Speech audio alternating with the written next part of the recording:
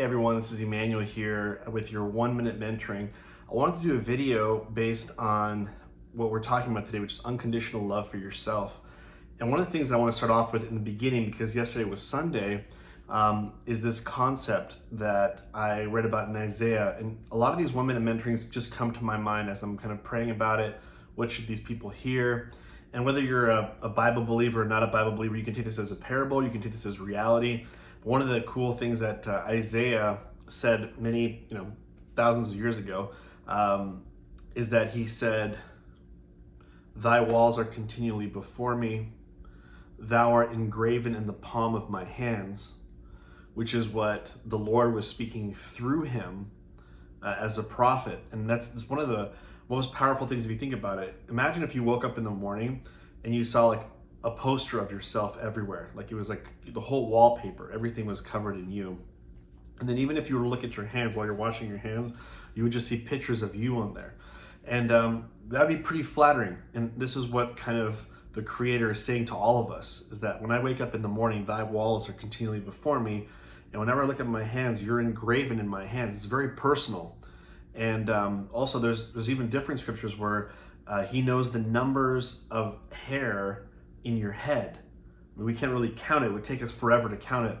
But that's how, even though he is a creator of the infinite, he pays attention to the finite, which is very beautiful. A lot of humans don't care about finite details, minute things, but to be like an eternal being, like immersive architect, grandeur, omnipotent, everything, but then to still be like, I know you have this many hairs in your head, and when I wake up, I think about, you're the first thing I think about. That is kind of for me, and I'm going to talk about things that are non-scriptural, things we can assess, but this is a good place to start in like, do I even matter? Should I love myself? But if you already know that even before you were born, there was a being that loved you this much, it may want to question your thoughts about yourself, of why you've hated on yourself, why you've done self-abuse.